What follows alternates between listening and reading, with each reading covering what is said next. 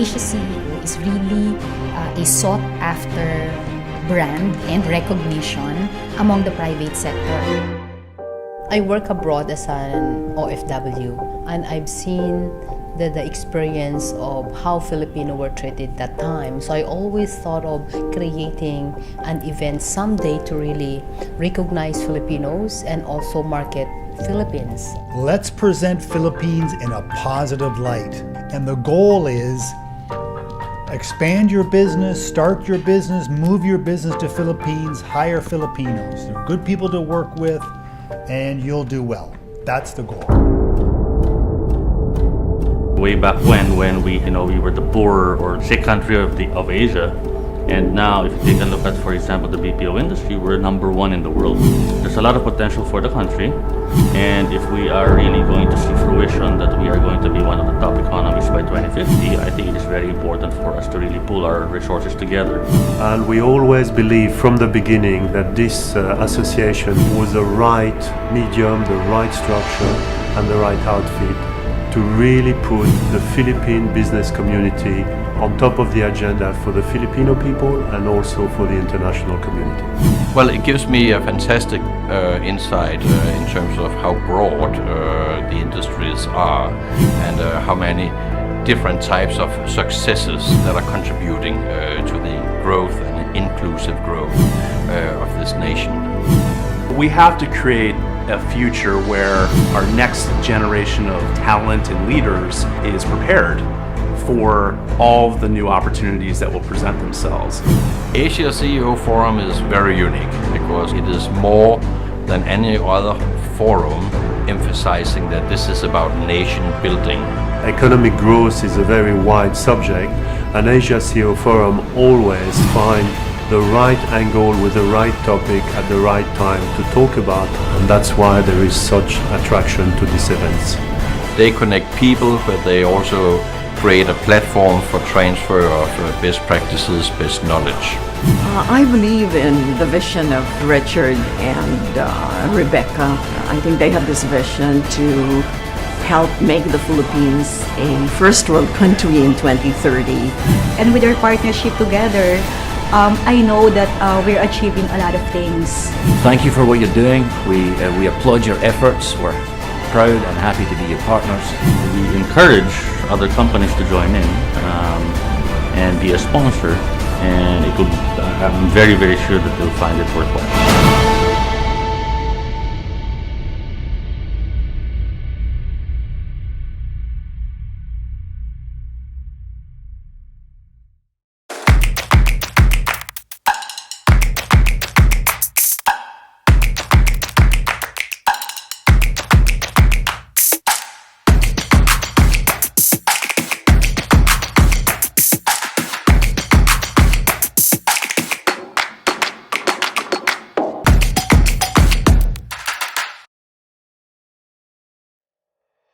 Welcome to the Asia Wellness Forum 2021 online edition.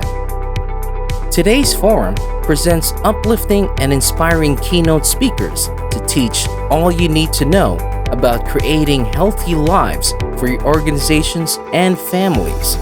Health and wellness programs give people the motivation, tools, and support to make lasting changes that lead to an optimal life. And these days, they definitely save their lives. Watch this. Here at Asia CEO Forum, we believe in we. We care together. We protect together.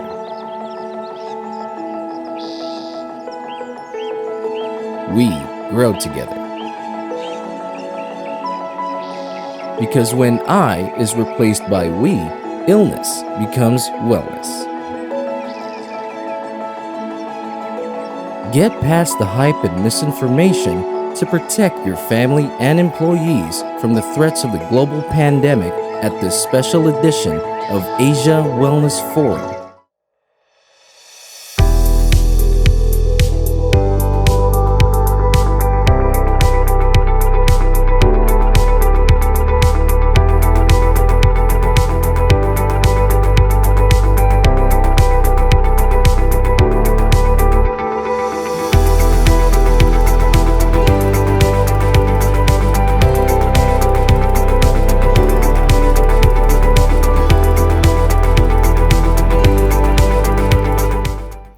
the Asia Wellness Forum would like to thank our title sponsor, Kyani Philippines. Major sponsors, Multisys, Regis. Together we can change the world. Please bow your heads for the invocation to be led by Father William Bustamante, Parish Priest, Ina ng Liging Saklolo, Tagaytay City. In the name of the Father, and of the Son, and of the Holy Spirit. Amen. All-powerful and believing God, who always acts for the success of each and everyone, and of our nation as a whole, you have prepared a bright future for all of us. We thank you for always being at work in our lives, for leading us and supporting us amidst this difficult moment of our history. Now, in a special way, we are grateful that you have gathered us in this event to hear and learn from people who have in a special way experienced your divine providence in the business sector, to teach us and to serve as our inspiration in our actions amidst the challenges of the present time. We believe in your goodness. We are placing our confidence in your providence. We pray that what we do may always have your blessing as we strive and continue to walk and move forward. As we celebrate your kindness and generosity, together we implore you, O Lord, to continue strengthening us, inspiring us, and uniting us as we journey as one towards a prosperous nation. Let your Spirit guide all our actions. Allow the spirit of cooperation and concern to always inflame each one of us as we work together in achieving the best for our country. May we always filled with joy and thanksgiving in all our endeavors, knowing that you're always at work in us. With hearts full of gratitude and jubilation, we ask this through Christ our Lord. Amen.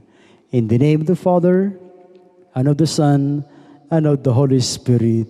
Amen.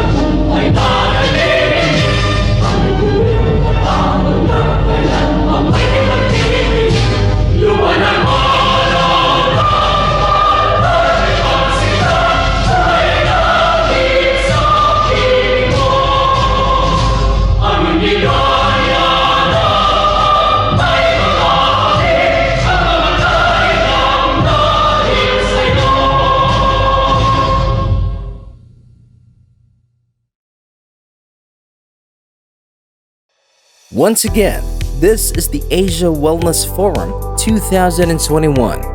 Please welcome our host, Mr. Richard Mills. Welcome to Asia Wellness Forum 2021. We are so glad to have you healthy and well, we hope, and part of this event. Wellness has taken over the world during this pandemic. Healthy people are wellness people, and the people who are surviving the best and really able to help others are the ones who've really taken their own personal health and wellness really to heart. So we're really pleased to have you. We want you to learn all you can and really implement this both for yourself and your families and friends and employees. So we have a diverse group of speakers on everything from mental health, wellness, to diet, to exercise, to you name it. So hang on and stay with us. We want everybody wealthy and healthy. So here we go with Asia Wellness Forum 2021. Kyani Philippines is honored to host this wellness forum with Asia CEO. My dear friends, it has been over a year since the coronavirus scare swept over our nation and the entire world. In order to restrain the spread of the disease, we were asked to wear masks, stay home, and avoid social interactions. This COVID induced isolation has taken its toll on public health as physical inactivity and sedentary lifestyle put more people at risk for cardiovascular disease. We are also seeing an increased level of anxiety and depression. Today, we have gathered various experts who will share with us their knowledge and experience on how to improve the health of our body, mind, and spirit in these times of COVID. So please stay with us. Get going with the event for a special guest all the way from Israel is Lenny Ravitch. He is an author, a humor master, he's often called, optimism and mindfulness guru. He is an expert, considered an expert on the subject of humor and laughter, and facilitates workshops on the subject of upgrading your humor quotient as part of your work ethic. He's author of a best-selling book called Everlasting Optimism, available on Amazon, by the way, and many other places. So really pleased to have him. Please welcome Lenny Ravitch to the show. Glad to have you, Lenny. I'm so glad to be here at the Asia Wellness Forum. And today I'd like to give everyone some tips and some tools on how to relieve stress and upgrade your physical and mental wellness using humor and laughter. Well, the first thing you have to do, let's talk about humor, is you have to make a decision. You have to make a commitment. The commitment is today I'm going to have fun. Now, once you make that commitment and you believe that commitment, the cosmos sort of reorganizes itself and presents things to you that are very, very interesting events. I made this decision. I'm going to have fun today, the day of my heart surgery. What? Heart surgery and you're not anxious and you're not worried? Yes, that's a choice. But my choice was to have fun today. Why not during my heart surgery? Okay. So I find myself in the waiting room, waiting for my cardiologist. And I see this man in a white coat with his name, Dr. Cosby. And I know that's my doctor. I've never met him before, but I know that's his name. And he says to me, Lenny Ravitch, nice to see you again. I said, what do you mean again, Dr. Cosby? He said, you might not remember, but back in the 1970s, you were my high school English teacher. And I'm thinking to myself, I made a commitment to have some fun today. And what does the cosmos give me? A former high school student. And is this going to be a revenge event? And I said, myself, was I nice to this guy? Did I give him a good grade? I always tell teachers, be kind to your students, because you never know, one day you're going to have to show up in court. And who is the judge? You got it, little Sarah with the thick glasses from the 8th grade that you failed in math. Have a nice day. So I asked him, Dr. Cosby, was I nice to you? Did I give you a good grade? And he smiled and he said, Lenny, we enjoyed your lesson so much. I'll never forget the laughter and the humor. We never learned very much, but we had a lot of fun. The next thing I know is I'm in the operating room and I'm lying on my back and I'm looking up at his face and I'm looking straight ahead and there's a screen. And he takes a catheter, which is a tube, rubber tube with a camera on the tip, and he sticks it into my artery and it goes up to my heart, and I can see my heart on the screen. And I can see his face, and he's looking at the screen going, and I said, what happened? He said, you're completely blocked. I said, Dr. Cosby, that's nothing new. My wife tells me that every day. And he started to laugh. He said, please, Mr. Ravitch, don't make me laugh. I'm in your heart. I said, I'm sorry, Dr. Caspi, but I made a commitment to have some fun today.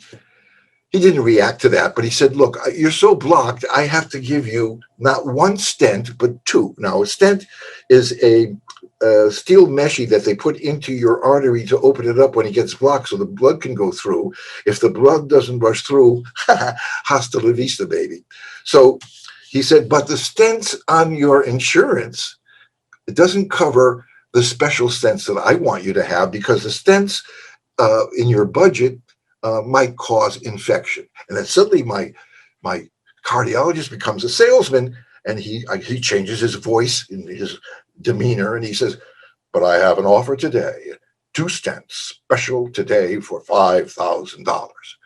And he brings a contract over to my bed. And this is I don't know if this happens only in Israel, but this was absurdity. And he gives me a pen, and I said, what is this? And he said, it's a contract. If you don't sign, and then he goes back into his salesman pitch, I can't give you the special stents, 2 for $5,000 today. So do I sign? Well, the question is, if I want to have some fun, you got to be a little bit out of the box. Of course, I don't sign. I want to see his reaction. So I just lay back. He said, why don't you sign? I said, don't push me. I'm thinking.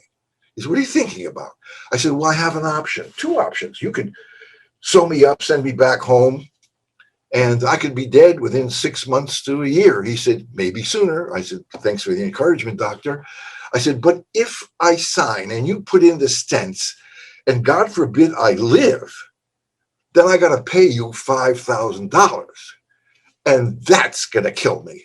And he almost fell from laughter. And he said, please, Mr. Ravitch, don't make me laugh. I'm in your heart.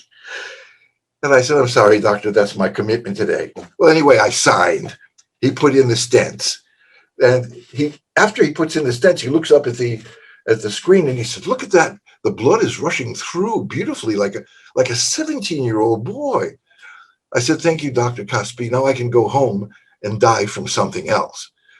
His knees buckled. He laughed. He said, please, Mr. Ravitch, I'm begging you, don't make me laugh. I'm in your heart. I made that commitment. How about you? Make a commitment. Today is going to be a fun day. Today is going to be a great day, and watch what happens.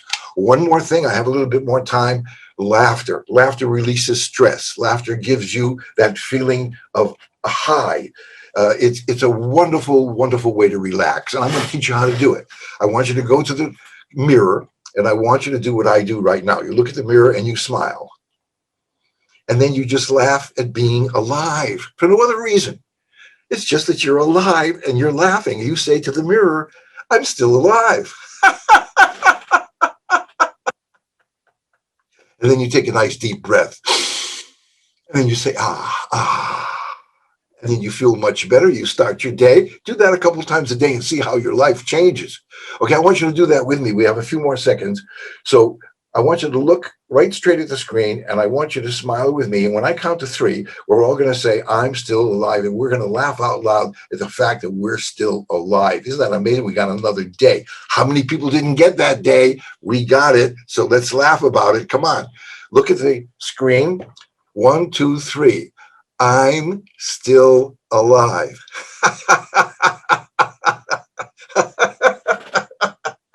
I'm alive. Take a nice deep breath. Say, feeling better, aren't you? Those are the tools, and I want you to do this every day. And thank you for having me. It was a pleasure. I'm Lenny Ravitch from Tel Aviv, Israel. Okay, welcome our next speaker, Dr. Jan Dippa-Supil. He is the lifestyle and obesity specialist at Providence Hospital and also with Healthway Medical, the prominent upscale medical clinic chain. And yeah, very much a pioneer and kind of a big name in the lifestyle medicine business. He's founding member of the Philippine College of Lifestyle Medicine and the Philippine Digital Medicine Society, among many activities. And yeah, so with an interesting story, and really lifestyle medicine is the key to a lot of problems in this country and around the world. So really pleased to have him. Please welcome Dr. Jan Dippa-Supil. Glad to have you, Dr. Jan. Hi there. Thanks, Richard. Thanks for having me here again. And I'm very privileged to be back and speaking to, and I mean presenting at the Asia CEO Forum. So I'll be sharing a nice topic, and this is the future of wellness in the next normal. Let's first define wellness. Okay? And I know we have been doing getting a lot of services. Could be food, could be some ways to relax our minds, our body. But wellness is the active pursuit of activities, choices, and lifestyles that lead to a holistic health. Okay? And we are faced with a challenge, and I think you know this one, and this is the COVID-19 pandemic.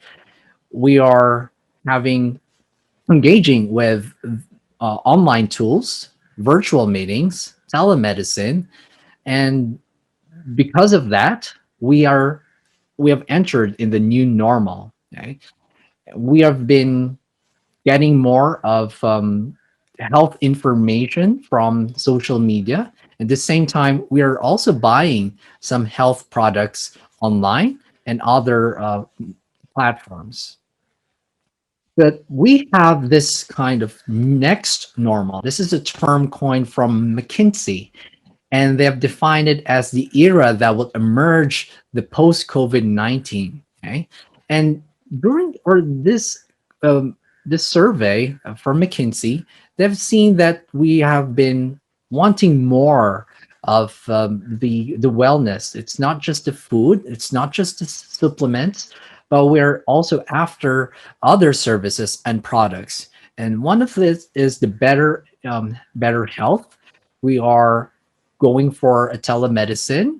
We're using some medical devices, even wearables like some watches, okay, checking our steps, checking our heart rate, our oxygen saturation, and these are the trackers. We are also looking for more answers, looking for food options. They are called the functional foods that would help us accomplish our goals and reducing our illnesses. We are we have experienced inadequate sleep last year or still now, and people are looking for ways to improve our sleep through app enabled sleep trackers, even sleep enhancing products like melatonin. There are other individuals who are facing a challenge of how they could increase their fitness levels despite of the restrictions of going to the gym. Okay, they're going for online videos, subscriptions of exercises, and next would be the better appearance. Okay, we are thinking of our looks because maybe the virtual meetings have already amplified or zoomed in our looks, and then we could see already some imperfections. That's why people are going for beauty products and even service oriented offerings.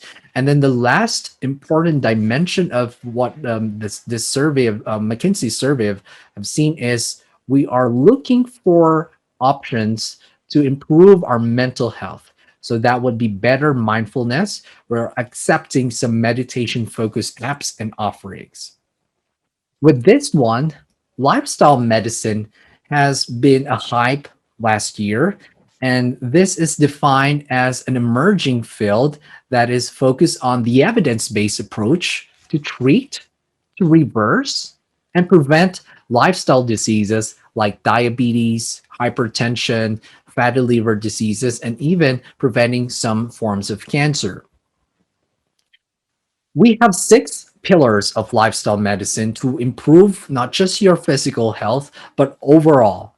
We can see here that we are helping you to mind your stress, like taking few seconds to consider your breathing, adding some effective coping strategies instead of going for stress eating, sugary cravings, salty cravings. We are helping you to have a personalized eating plan and encouraging people to consume fiber filled, nutrient dense whole plant foods, Third is to increase the physical activity that would be helpful in boosting the immune system. Fourth is to improve the sleep. Before we give or prescribe supplements, we are helping them to identify the sleep disruptors, the temperature, the food that they take, the drink, and that's where we'll be giving them some plan to improve the sleeping habits. Number five is helping people to quit smoking, helping them to reduce using of this illicit substances that would damage the lung and other vital tissues. And the last one is taking advantage of our network, the connectivity, because positive emotions are shown to improve the physical and the mental wellness. We are also facing some challenges, and this would lead to lifestyle diseases. But if we could eliminate unhealthy diet, we could eliminate sedentary lifestyle, and we could eliminate smoking, then we could prevent 40% of cancer, 80% of heart disease and stroke, and 80% of type 2 diabetes and its consequences. There is a rise of a particular field or a role, and that is the chief wellness officer. And we are seeing some companies, including the Fortune 500, that they have putting chief wellness officer in each company, and they would play an important role to take care of their people. They would spearhead the organization's wellness efforts. They would be the one to develop a customized strategy to build a good wellness program for physical and their mental health.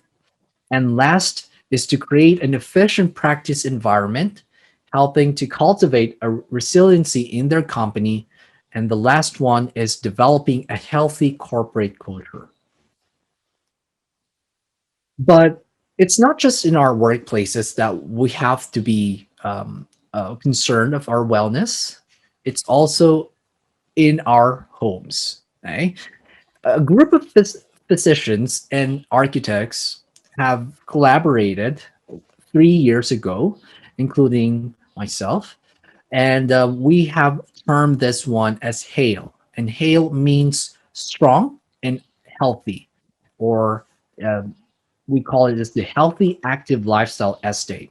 This is focused on improving the wellness, health optimization, and preventive medicine, but at the same time, giving a good rating of your homes. So this part is to enhance some critical points in the lifestyle, architectural, and structural engineering of your house.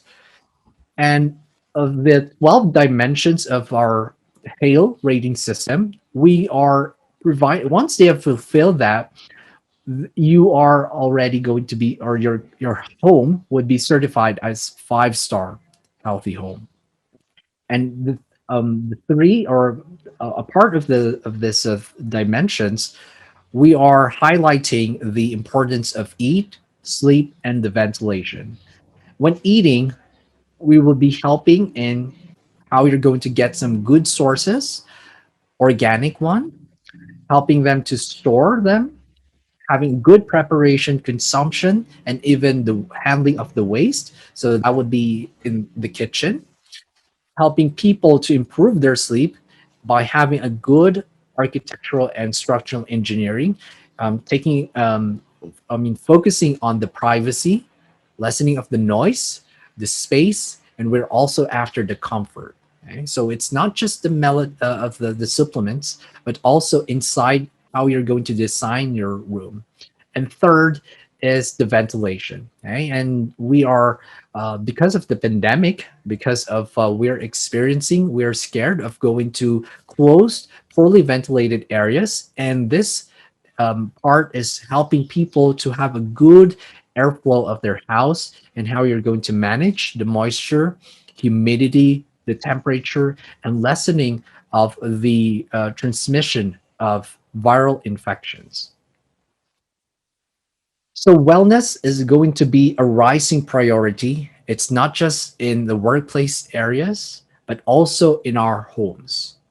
We are going to, we're seeing that wellness is going to be, or lifestyle medicine is going to be more of the demand, or we'll be having more of the demand, and people are going to realize that lifestyle medicine is important in achieving a better health. If you like to collaborate with us in terms of how we're going to have a good hail or rating system, you can send me a message at Dr. Jandy Pasupil at LinkedIn, or my email, or my checking also my website. Thank you so much, and I'm glad to be part again of this Asia CEO Forum. Very good. Thank you very much, Dr. Jan. You are a fantastic presenter. That was very good information, so thank you very much. Okay, here we go with our next speaker is Kathy Turville, the CEO of Nurture Wellness Village in Tagaytay. And if you haven't seen this, everybody knows Tagaytay. For people outside the country, this is one of the nation's kind of premier tourist area for people in Manila. Now, Kathy runs what is the top-rated wellness resort in Philippines, I understand. I know when I've looked, it is in TripAdvisor and these things, it is. I know sometimes maybe it changes, I'm not sure, but it certainly is a place, if you haven't been, you gotta go and see it. And because of the way things are changing, she is able to open as of just the past, very recently. So you want a place to get out of your cramped home, this is one place to go, and really is a wellness village. So a bit of a special guest. Please welcome Kathy Turville of Nurture Wellness Village. Glad to have you, Kathy. Hi, Richard. Good morning from the Philippines.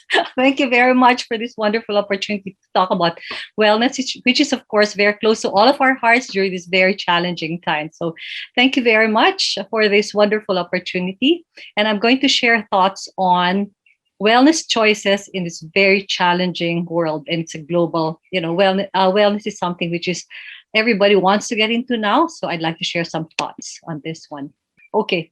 I'm talking about wellness choices in a challenged world, and I'd like to take this opportunity to say thank you very much for this wonderful opportunity, Richard and Rebecca, to share some thoughts on how we can navigate this very difficult situation that we all find ourselves in. Okay, very quickly, who we are. We're a Department of Tourism accredited wellness resort located in Tagaytay City, and our mission is to help make the world healthier, happier, and better. One person, one family, one team at a time. Okay. The great philosopher said, a wise man should consider that health is the greatest of human blessings. And boy, do we appreciate that now that we're almost in 15 months of this great big pandemic. We now realize that, of course, that the immune system is our best weapon against sickness. And this was mentioned, of course, by the Observer Research Foundation. We all know that if our immune system is down, then we are very much prone to this COVID-19. Even before COVID, we all know that health is very, very important because we do have a problem with the world, which is we have what's called the lifestyle sicknesses that are actually all preventable. So let me share with you some thoughts now on how we can actually have a happier and healthier life, because our health lies in self-responsibility. What we do each and every moment in time.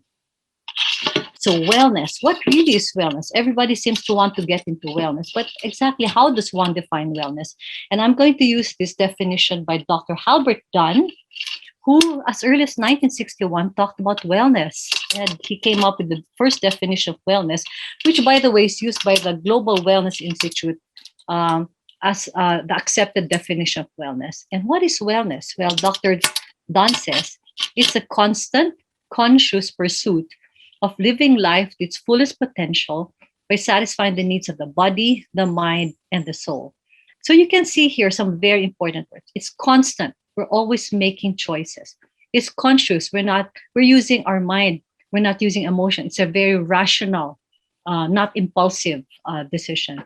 It's a pursuit. It means active every single day. You want to pursue this. You want to move towards it. And you're really, really talking about living life to our fullest potential. We are vibrant. We're happy. We are active. We are fully alive. And we do this by we satisfy the needs of the body, the mind, and the soul. So this definition really captures the holistic aspect of wellness, a very body, mind, and soul approach. And I'd like to share with you the thoughts of Dr. John Travis, and this is his model. He calls it the illness-wellness continuum. And this will show where wellness is located. We are on the right side of this continuum, and on the left side would be what we call the treatment model. When we talk about the wellness model, we're talking about awareness. It's being aware. What are the things we need to do to become healthier? And once we're aware, or we want to know more about the need to be healthier, then we go on an education. A bit like this, what this forum is actually doing, listening to different people share thoughts on wellness. So we have education until we actually embrace high-level wellness. And on the other side, you have the treatment model, which is actually our body talks to us. We have signs of unwellness. We have stomach aches. We've got migraines. Then they become symptoms, and that maybe it becomes high blood pressure. Then, of course, we don't want to get to the point of disability, wherein we are paralyzed. We have all of this what we call catastrophic sicknesses, which leads to premature death. When we look at this, wellness is all about, hey, we have the choice, and you can see here the little dots. We have the choice of moving towards the right. Every single thing we do, we ask ourselves, are we moving to the right of this continuum, or are we moving to the left? And if we're moving to the left, we can actually take steps to move to the right. Once our body starts talking to us, we can take an active choice to move towards the right, which is high-level wellness. We have come up with our own model called Choices. So I wrote a book a few years back. It's called Turn Back Time, Natural Anti-Aging Choices. And it's Beauty and Vitality the Natural Way. Actually, this book is all about wellness, but nobody wants to buy a book on wellness and health. Come on, let's be real. All right. However, you mentioned the magic words anti-aging, well, becomes a lot more attractive. Okay. So our model is choices. So with each letter standing for what we call the different pillars of health. So C is all about the mind. Choose to be positive, manage your stress. H is hydrate. Make sure you're eating healthy. O is oxygenate through exercise and movement. I is immune boost with natural supplements. C is cleanse your body, mind, and environment. E is embrace natural healing therapies. And S is sleep, social, and spiritual support systems. Let me go through them very quickly, one by one. C is choose your outlook and control stress. We know that this is so important. We have the science of body, mind, medicine. And it's a fact that how you think actually will impact the way you feel, which of course will impact the way your body reacts. So it's very important, choose your outlook and control your stress. We all know that, boy, this pandemic has taught us there are things that we cannot change. It is there. However, there are things that we can change, and we have the wisdom to know the difference. 15 months onto the pandemic, we know that we now have vaccinations. So we cannot change the fact that the virus is there, but we can take our vaccination. And of course, we need the wisdom to know the difference. So it's all about choosing our battles. We know that we can choose to be serene. We can choose through different methods, okay, about how to manage our stress. But it's all about our mindset. As he says, don't stress about the closed doors behind you. Yes, maybe our business has been affected. Yes, maybe you're financially challenged. But perhaps one way of looking at it is to change the way we look at it and say, well, new doors are opening every moment. And now we see them as we keep moving forward. Very key words here is keep moving forward and don't get stuck. Of course, it's difficult. I know it's easier to say than done, but we can, of course, say to ourselves, and again, it's all about self-talk. Every morning when we wake up, do we go to the social media and immerse ourselves in negativity? Or can we say Today, I refuse to stress myself out about things I cannot control or change and work on the things that I can change.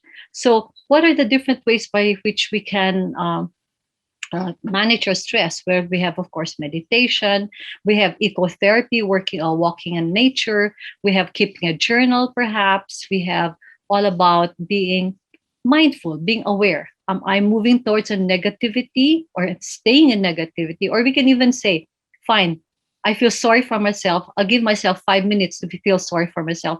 Then I'm going to stand up, take a shower, and move forward and look at what I can change. The next one is healthy eating. And it's all about choose food that nourishes, not harms you. It's so easy right now in the pandemic, right? To go to the left. We have what we call comfort eating.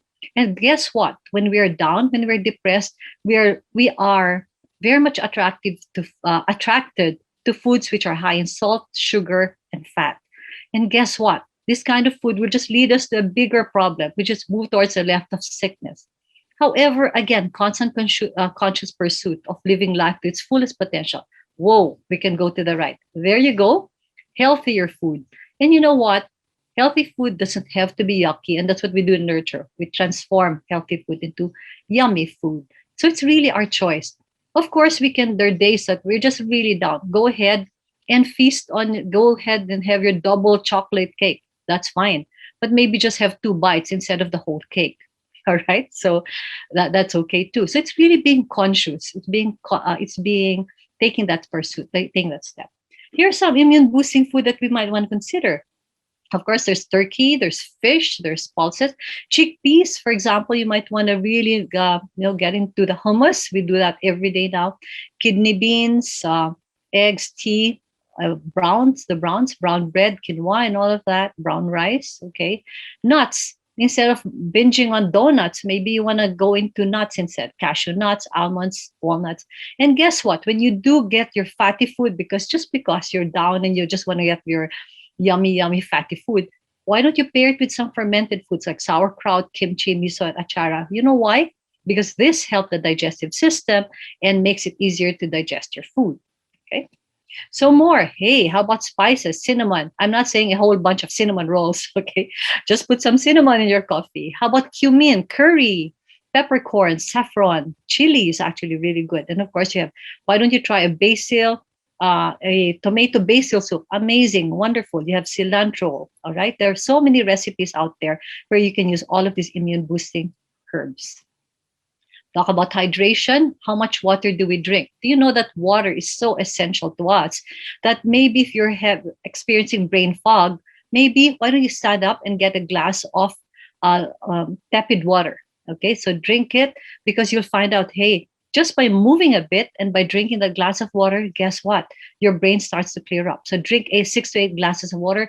And before you go for the double Dutch chocolate cake, you know what? Guess what? You might just be thirsty. So drink some water and you'll notice that maybe you're not hungry after all. Okay. Oxygenate, of course, exercise. And we're not talking about having to go to the gym. We're just talking about why don't you go to an app like I use Yoga with Tim. He's wonderful. He has different kinds of levels. So you can exercise, take a walk, exercise hard for a minimum of 30 minutes, at least 6 days a week.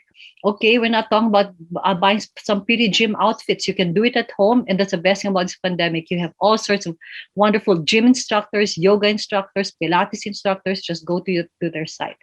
So walk when you can and just keep on moving. It's really all about movement. Then, of course, we talk about immune boosting supplements. Of course, we have natural supplements. We have wheatgrass. Very importantly, we have the vitamins A, C, and E. We remember that ACE. And of course, take a walk. 10 minutes of sunlight does wonders to your immune system. Okay. Then we have C, cleanse your body, environment, and emotion. So this is what we call detoxifying. So when we detoxify, what does it exactly mean? It means you remove the toxins from your body, you remove the toxin from your environment, and you remove the toxins from your emotions. Talk a bit about it. We have what we call detoxification diets. What does it basically mean? You might want to try, wherein you just want to go salads, or you might want to do juices, but don't overdo it. No? So for example, okay, you're feeling a bit depressed, or you just wanted to say, okay, I want to celebrate or something. then you say, okay, tomorrow I'm just going to drink a lot of water, drink a lot of juices. Actually, in Nurture, we have what we call diet A, B, and C. Diet A is 100% liquid for the first 3 days, and then diet B is you move into raw food like salads, and diet C is you have protein, but you would avoid the red meats and you would just stick to the white, like chicken and fish. Now, cleansing your body is also done through perspiration, exercising. Remember, when you perspire, those are the toxins moving out of your body. And remember this, better out than in.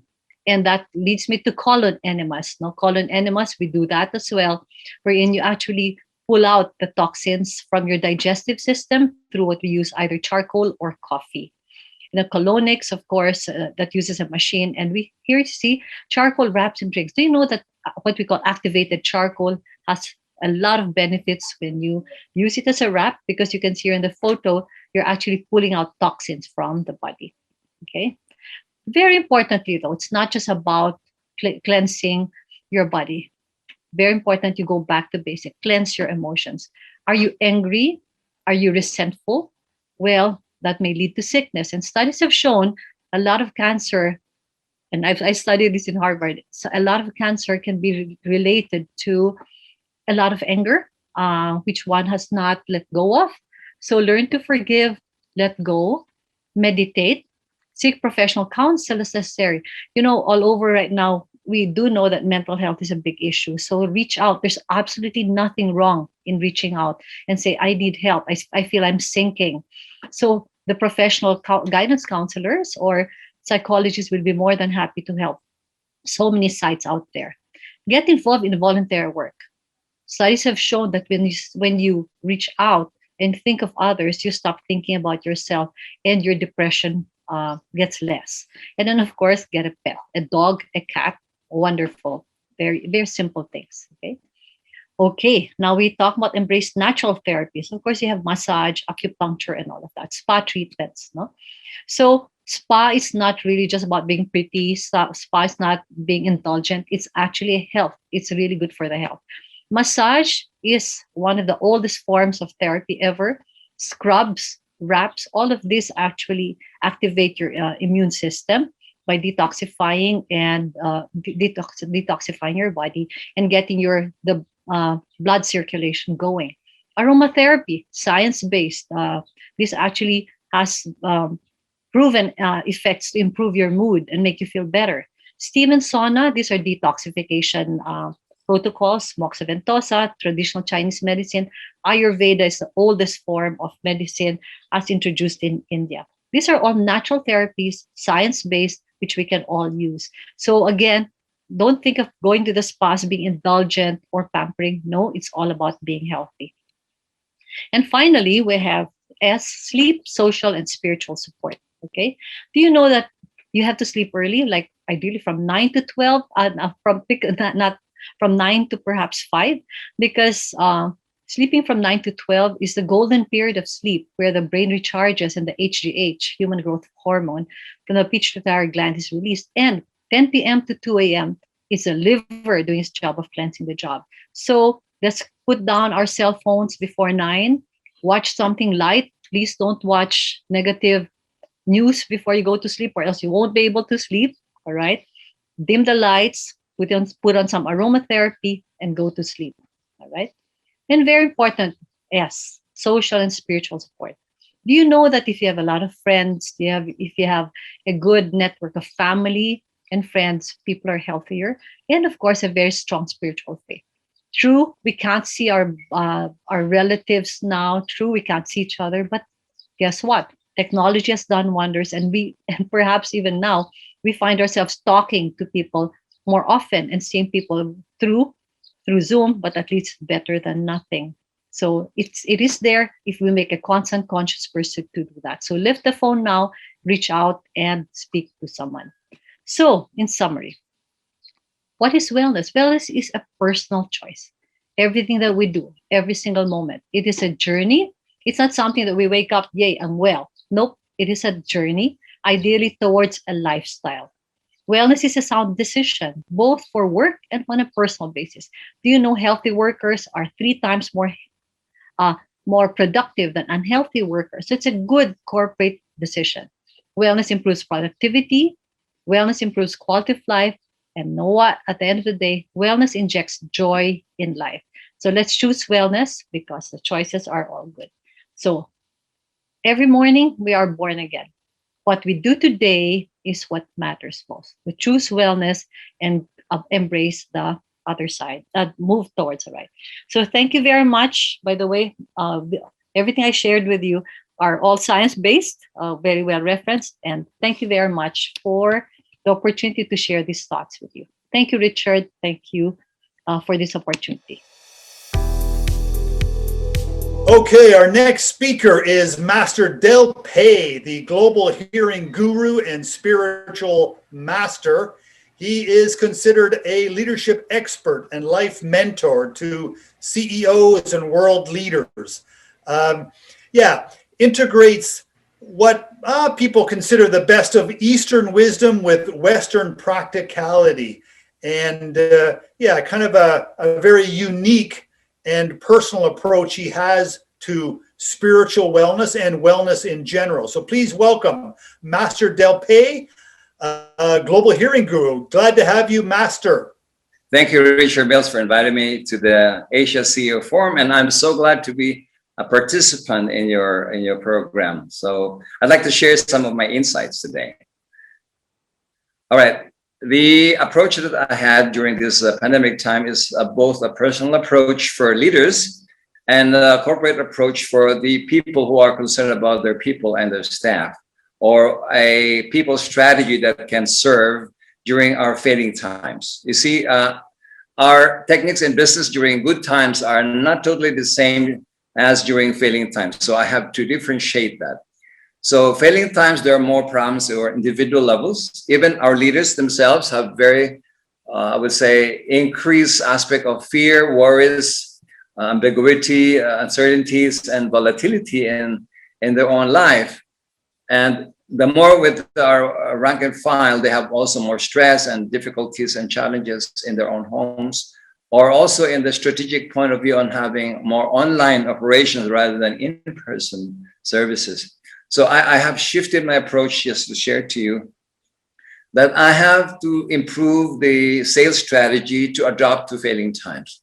Most people's, like for us as SMEs, we do have to improve our finder's approach, because most likely the sales strategy is the soul of your business.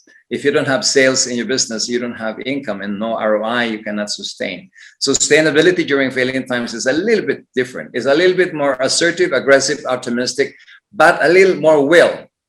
So what I added to CEOs and executives and leaders is the need to have the will to exist, the will to succeed, the will to be. That is the first thing that can fail in an organization, be it a leader or individual workforce. The increase of willpower to sustain the challenge of times, either at home or in the workplace. So I have programs for corporations and leaders on willpower development. You can increase love and being nice and pleasantries in sales, but without the will to keep on going, I think leaders today will fail. And that is one of the missing ingredients in any academic training for businesses. When good times happen, you can have a good pedigree and get the right connection and network, and somebody promotes you, you have the right PhD and so on. In failing times, you have to go for handiwork. You have to make it work, whatever it costs. You have to reshift your focus. You have to assess and audit yourself as the leader, where you need to relearn, unlearn, or refocus yourself. So willpower is one of the missing things in the workplace. Even in leadership, that is the first thing that fails. It's not the strategy only. The intelligence can be there. You can be a super intelligent leader, but if your will fades away, you cannot focus and you cannot execute. So the execution gaps in plans and strategies and tactics are due to the lack of willpower. Willpower is the first rung in any great success ahead. So I focus on willpower development for leaders and also the managers and also the people. So stress management is not enough anymore. Before, stress and anxiety management can suffice, But now willpower development is a substitute. Of course, sharpening the mind to be very decisive, to be very tactical, very strategic, very creative, also are important factors in leadership and in the administration levels. But the officers-like quality has to be emphasized. To be an officer, you need to make things work. Failing time, good time, it has to work. So you have to shift also the training of managers to be an OLQ, officers-like quality. We do give services to include a more purposeful life, of a more balanced life in the corporations. To executives, we do get challenges on how to balance their life. It has shifted their life. They have so much uncertainties and volatility that their fear and anxiety has expanded and exacerbated, that they are more preoccupied on their future rather than on their present work. So their mind is like worrying about the future and they cannot focus on the present work. So they have what we call presenteeism, not absenteeism. They're working, but they're not thinking on the moment or not working. And so, of course, the challenges of sleep disorders are happening, the anxiety, the depression, and a lot of this crisis that's happening internally, not just externally. So we have the overt and covert aspect of health management. So healing these things, not just curing them, is a challenge for people who had doctors on location. Big corporates have their own clinic and consultants, but they are only medicating them. You cannot medicate loneliness. You cannot medicate spiritual depression that's not coming from being tired. It's a lot of drain of energy. You cannot just medicate that. So you can heal those things. The psychospiritual problems, you can heal them, but you cannot medicate them. You cannot cure them. So there should be a distinction between the cure of the problems of executives or leaders and the healing of their own internal concerns. That has to be differentiated so that the doctors are not just the employed ones. The healers, the healing scientists, the spiritual masters who are able to coach and mentor executives at a different level, at different bandwidth, are more important now than ever. And redefine what are the strategies during failing time as opposed to the old good times. And total well-being has to be redefined as not the absence only of physical symptoms and diseases. It has to include the physical aspect, the vitality aspect, the emotional aspect, the mental aspect, and the spiritual aspect. So they have to redefine everything, and especially to take care of the top 3% of their staff. The top 3% are the superheroes. The top 20% that produce the 80% of results are the champions. They need to take care of those people and they cannot fire them. Otherwise, they lose them to the competition. So I would say boost your vitality, heal your emotions, sharpen your mind, and awaken the power of the soul. We need to integrate that in well-being and wellness programs in corporations as well as individual needs. So self-mastery is the name of the word and the game. Thank you, everyone. You can visit me at masterdelpe.com, masterdelpe.com. We'll be willing to serve you an online free consultation for 20 minutes. Very good. Thank you, Master Delpe. All right, our next lively speaker is Mia Parma. Please welcome a real personal advocate as well of healthy diets, Mia Parma. Glad to have you, Mia. Hello, everyone. My name is Mia Parma. I'm the Chief of Staff of Hope Group of Companies, and today I'll be talking about my conscious food journey and all the glorious mess and lessons along the way. So the first is taking things slow and steady. So when I decided to take the time to develop the discipline to be more conscious about my food choices, I was overwhelmed by the sheer amount of options available in the grocery store, online, and even research. I had done a good amount of research prior to making moves towards being more conscious of my food choices, but I wasn't prepared to filter through all these options available to me. Since there has been a significant increase in studies of how a predominantly plant-powered diet has benefits across the globe, this has led to a shift in the traditional food sphere for alternatives such as oat milk, plant-based meats, and the like. So I won't dive into the facts and figures that reveal this, as these can be discovered on your own. Instead, I want to share what I've learned from my own personal journey. So first is really to take things slow and steady. This is a photo of Kamayan, or a Filipino boodle fight, which is usually a celebratory meal shared amongst family and friends. And as you can see, it's vibrant. There's so many options. everyone's super excited to dig in. And I feel like a lot of people who think that shifting towards a more plant-centric diet rids you of the options that you're used to. It's actually opens you up to exploring so many other things that you wouldn't have considered otherwise. So I decided that instead of trying a little bit of everything from different brands, I chose to cut out one food item from my usual list, and that food item was beef. So for a week, I avoided burgers, steak, one of my favorite Filipino meals, which is nilagang baka, spaghetti, etc. Everything with beef for a week. And then the next week, I did the same. And then I noticed that it wasn't long before I wouldn't even crave the taste of beef. And I could say that I successfully crossed it off my list of food items that I wanted to shed from my diet. So after beef, I moved on to pork, which was a similar journey. And then I moved on to chicken, which was third on my list, which was significantly more difficult since there's a lot of emotional ties with chicken, since I have like a lot of stories and moments and childhood memories that are linked to chicken. So it was significantly harder to remove from my diet. So I have two nephews and they love chicken fingers, they love pizza, and they usually come up to me and ask to like taste their pizza or taste whatever they're eating. And at first I would feel bad because I would say, no, it's okay, I don't want any. And I could see that they'd be disappointed that I didn't even just take a bite or like consider taking a bite. So instead of saying no to them all the time, I decided that, one bite doesn't necessarily erase all the progress that you've made. And even if I knew the amount of the environmental impact, the amount of work that it took for that chicken to get to that plate, I kind of prayed. I weighed in my pros and cons, and I didn't want to disappoint my nephew, so I decided to take a bite.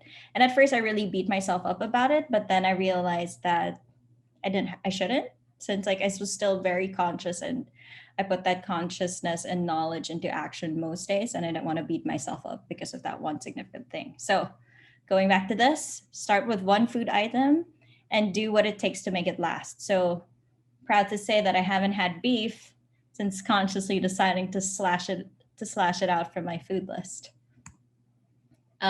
Next is to know what's available. So two key things here would be to know who your food producers are. So it might be farmers or small store owners, groceries, wet markets, open markets, weekend markets, etc. And second would be know what's locally available in your country or whatever area you're from. So every place in the world has their own locally grown or sourced food. Find out what's in season in your particular area and be sure to champion those. Next would be to budget. So you should always be working and exploring within your means. I know that generally whole foods that are in season are usually affordable, so I would recommend going for these. But for those who are worried about preserving these fresh foods, you could go for canned goods or preserved goods that are just as good. Next would be to explore. So these are my top 4, I would say, food influencers that really motivate me and inspire me to continue this conscious food journey. So they're not all vegan. So Samira Kazan, who's actually one of my favorite influencers ever, she promotes a dominantly plant-based diet. However, she still eats meats and prepares other foods. But what I like most about Samira is that she talks about the food science behind all her food prep, which is very interesting. Max Lamana talks about how his simple recipes are delicious and they prevent food waste. So he uses things like banana peels, etc., and he cooks these into his recipes. George Lee and Jika are 2 very young chefs. They're both Asian and they're awesome. You should go check them out. So these are my 4, I would say, top go-to food influencers.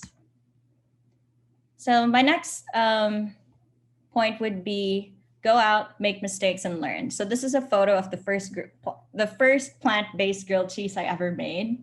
And as you can see, 3 out of 4 of them are burnt significantly. And whoops, oh well. So it doesn't really matter if you burn it, break it, overcook it, undercook it, drop it, dry it. It's too dry, it's too salty, it's too sweet. It's okay.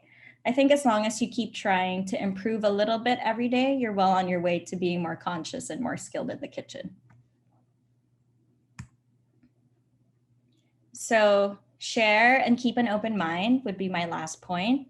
So sharing, when you learn something new about the food industry or a food hack, share it with a friend. And if you made a new dish, why not share it? I think it'll spark a conversation. And I think awareness is such a significant practice to have. Asking the right questions and doing your best to work with the knowledge you have and coupling it with realistic options available to you is something that is just as significant. I don't believe that there are perfect diets that can be shared across all peoples everywhere, but I do believe that the fundamental principles remain. So knowing where your food comes from, taking the food that you need, nothing more, nothing less, sharing what you can, when you can, and disposing the excess and scraps thoughtfully. So, okay, next would be to study. So food science is the backbone of explosive food discoveries and food principles. So read up and discover more about this. Try and try again. Sometimes you won't even get the recipe on your 10th try, but maybe you'll discover an alternative way of cooking with the same ingredients, or maybe even growing your own food. So don't give up. And last would be diversity. So I do believe that all bodies are different and each person has different needs. So in anyone's food journey, everyone should be respecting each other's process and progress and really just encouraging each other to grow. So there. That is my take on my conscious food journey, and I hope that you learned a little bit today.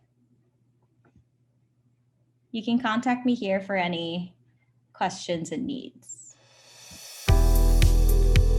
So welcome to our next speaker, Dr. Joe Yamamoto. He's a thoracic and cardiovascular surgeon and noted in the field, the former Faculty of Medicine and Surgery at the University of Santo Tomas, and he's been practicing medicine for 40 or so years. So believes a lot that a strong immune system and healthy lifestyle are the best protection against COVID and all of its bad things. So please welcome Dr. Joe Yamamoto. So glad to have you, Dr. Joe. Hello, everybody. A pleasant day to each and every one of you. And whether it's a good morning, it's a good afternoon, or a good evening, I still like to communicate a pleasant day to each and every one of you. The year and almost a year and a half that we have been on lockdown because of this pandemic has really brought about a lot of challenges. But at the same time, there's also, taken an opportunity to present ways of coping up. And so this is a global phenomenon, a global problem. And at the end of the day, each and every person should be responsible for his own health. The way I have taught people to cope up with this global pandemic is that you have to keep your immune system up. It's not only about a strong immune system, but it is really about a smart and resilient immune system. And so how do you do that? First thing, it starts with your diet. I think inevitably people will have to take a look at what they're eating, what they're putting inside their body. Obviously, the first thing that I would like to focus on is this something which is within the capacity of every individual to respond to. And what is that? Cut down on your sugar. So essentially, it's about cutting down the sugar in your diet, the cane sugar, or perhaps the high fructose corn syrup, which is present in many cereals and drinks. And that really spikes up your hormone called insulin. And the way we have taught people, especially those who are vulnerable to the COVID infection, are those who are hypertensive, those who are obese, those who are battling with their, with their weight and sugar, is really to keep down your sugar. And if you are going to talk about sugar, It includes not only the sugar that you put in your drinks or even candies or something of the sort, but also your refined carbohydrates. And guess what? Among Filipinos, it's really eating a lot of white rice. And for those of us who are also lovers of bread, including your white bread, both of them essentially behave like sugar that within a few minutes after eating and swallowing your piece of bread or morsels of rice, it's going to spike up your blood sugar. So by cutting down on your refined sugar and eating more and more of your vegetables and some selected fruits, you're going to already cut down on your sugar. And this will improve your metabolic outcomes. And of course, the other thing that I would like to say about that is take in a lot more of healthy fats. Examples of these are virgin coconut oil and virgin olive oil. And of course, there is also a need for you to more moderately increase your proteins in your diet, healthy fish, poultry, and some selected meat. And then the next thing that I would like to emphasize is that you should probably provide yourself with strong supplements. I realize that people have missed an opportunity to pick up the right supplements because the kind of diet that we eat matters a lot. But more than that, there has been already a problem with the quality of the food, including from the soil that where the trees and vegetables and fruits are planted, the quality has suffered. So you really need to supplement. And among the things that I have actually recommended during these times is really increase your intake of vitamin D3, which of course, in sunny Philippines, you probably have an abundance, but we have to resort to that, exposing yourself to the sun, but at the same time, making sure that you take your own supplement of vitamin D3, vitamin C, and of course, your zinc. And then of course, when it comes to increasing the capacity of your body to defend itself, there's a supplement, a natural substance called quercetin that I would like to add up to zinc, and that actually helps your immunity. And of course, there are others, the water-soluble vitamins, as well as your fat-soluble vitamins. And of course, don't forget your omega-3 fatty acids, which is actually from saltwater fishes. So essentially, those are some of the take-home. And finally, what I would like to do is you have your choices of supplements, but make sure that when you choose your supplements, it should be in the form of natural, organic, and no preservatives. And at the same time, making sure that you remove within your vicinity, including the food that you eat, are substances that carry with them toxicity. Plastics, even the water bottles that we drink from are actually notorious for bringing in toxicants in our body systems, and ultimately it will actually have an impact on your health. And so those are just some of the simple recommendations and guidelines that I would like to do, and that is as far as your diet is concerned. So 2 other items: lifestyle, make sure that you have adequate sleep.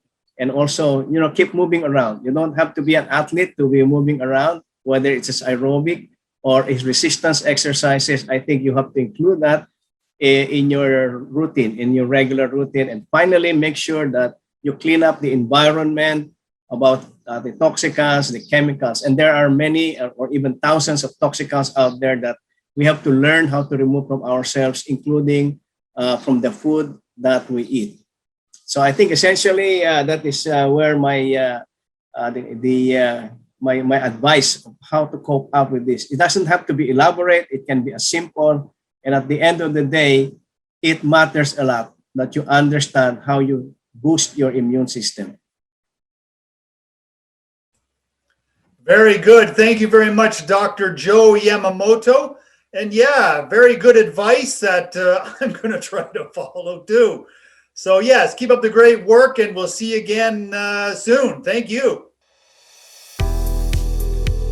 Okay, welcome to our next speaker, Rhea Celine Villa, the senior psychologist of Mind You, This is an organization that partners with major companies across the nation to create mental health solutions for them and their employees, I guess. Major organizations like SM Ayala and so forth. She's also the clinical psychologist of the Pasig City General Hospital. Please welcome Rhea Celine Villa. Glad to have you, Rhea. Thank you so much, Richard. Hello, everyone. I'll be talking about COVID-19 anxiety. So, the 2019 coronavirus disease was declared a pandemic by the World Health Organization on March 11, 2020.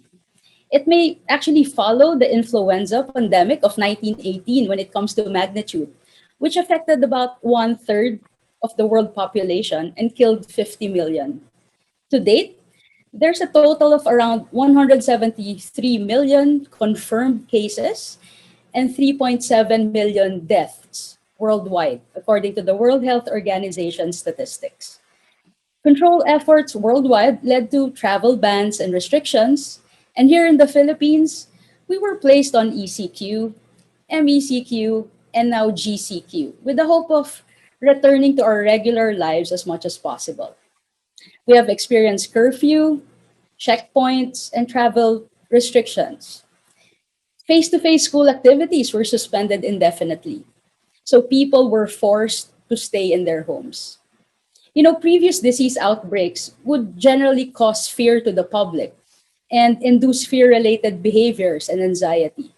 So with COVID-19 still plaguing the world, there are so many uncertainties with the disease with the possibility of a fatal outcome.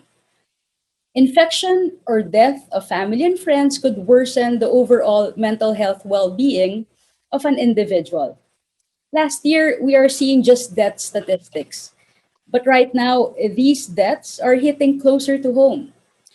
There's not a day that I have not sent condolences to family and friends.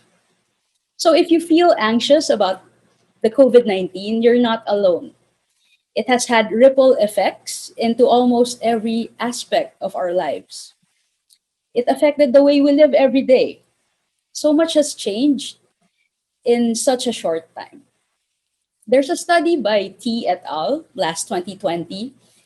It indicated that during the first months of the virus, 16.3% showed moderate to severe psychological impact, 28.8% reported moderate to severe anxiety symptoms, and 13.4% to moderate to severe stress signals. There's also a study by UNICEF that 30% of households reported that someone in their household had developed mental health symptoms. Like the global scale, some causes were, of course, the fear of the pandemic, the long isolation, and threats to job security, as widespread unemployment have been factors. Another would be the decline of the economy that has been a topic for the country, which, because of the pandemic, rose to a 17.7% unemployment rate, accounting to 7.3 million Filipinos losing their jobs.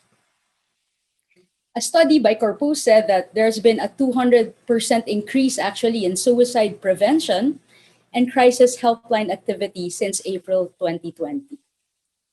Lastly, in the Philippines, the National Center for Mental Health has announced a notable increase in monthly hotline calls, with numbers rising from 80 calls pre-pandemic, pre-lockdown, to nearly 400. So with these statistics, it's natural to feel anxiety when we are faced with a crisis, the unknown, or sudden change. It's a normal reaction to feel the need for safety, certainty, predictability, and control. Anxiety is a normal emotion and serves as a signal to pay attention so we can protect ourselves. Anxiety alerts us. It signals our brain to say, hey, something is wrong. Try to adapt. It triggers our fight or flight response. But when we are overwhelmed by anxiety, it sometimes can do more harm than good. So, anxiety at a certain point is good, but it's a future oriented state wherein you are fearing the worst, that it may not happen. It becomes irrational when it leads toward an anxiety disorder. So I'll be sharing some tips on how to handle stress and anxiety should you feel that you are overwhelmed with the COVID-19 situation. So first is remind yourself of what is within your control. Anxiety often comes from worries over uncertainty. So take note of factors within your control, such as your social distancing or making a move to schedule your vaccination. Second is notice, label, and accept your emotions. It's really important to really determine your emotions, and sometimes it's not being taught in school. Is it really fear? Is it stress? Is it anxiety? By determining which particular emotion you are feeling, then you could then address it. So when you feel anxious, you could quietly say to yourself, okay, here's my anxiety again. Just putting a label on what we feel helps reduce our concern. Next is practice positive emotions. You know, if we practice worry or anxiousness, we become skilled at worrying and being anxious. If we practice anger and fear, then we develop these capacities as well, consciously or unconsciously, intentionally or not. So if we practice positive emotion, then our brain becomes more adept and capable of these functions as well. Remember that whatever you put in your thoughts would have a direct relationship on how you feel, and how you feel would determine your behavior. So it's very important to be conscious on your thought patterns. Next is practice mindfulness. You know, mindfulness is being in the here and now. So if you're someone who has anxiety or is anxious on the future state, practicing mindfulness will give you acceptance on your moment to moment experience. So, when was the last time you took time for things like chewing and savoring your food, the wind touching your face, or feeling the heat of the sun? There's a famous psychologist called Viktor Frankl. He said, between stimulus and response, there is a space. In this space is our power to choose our response. In our response lies our power and freedom. So it's that split second. Will I react to this? Will I be scared? Will I be anxious with the situation? So it's very important in decision making. With practice, you can improve your ability to choose your responses. With being mindful, remember that the current situation will change and we need to accept some things until the tide shifts. And lastly, enhance your positive coping skills. Look for support groups. Now with the new normal and we have limited interactions, you could explore technology. Look for online support groups, find a new hobby. During the pandemic, a lot have become plantitos, plantitas, and had a newfound hobby on taking care of plants. So find your new you in this new normal, because this is the only way we could adapt. And hopefully your anxiety would be settled and things would fall into place. So thank you very much, and I hope that I've been helpful in managing your anxiety. Thank you. All right, our next speaker coming to us all the way from San Francisco is Laura Putnam, the CEO and founder of Motion Infusion. And she is an author, a wellness entrepreneur, and a personality who speaks throughout the world for large organizations and small, but it's kind of interesting. Many of the organizations she spoke for include Apple, Wells Fargo, Visa, Electronic Arts, Stanford University, on and on around the world. So we're really pleased to have her. She's author of a best-selling wellness book called Workplace Wellness That Works, and her focus zeroes in on managers. This is what she considers the key to get workplace wellness to really work. So very glad to have her with us. Please welcome Laura Putnam of Motion Infusion. So glad to have you, Laura. Thank you so much, Richard. It's so great to be with you, and welcome everybody to Workplace Wellness That Works. So the amazing poet and author Maya Angelou once said, My mission in life is not merely to survive, but to fully thrive and to do so with some passion, some compassion, some humor, and some style. Me at my best. Now, you might be thinking right now about what me at my best looks like for you. And it might be time with your family or when you are with your best friend. It might be when you are doing great work or when you are reaching your dreams.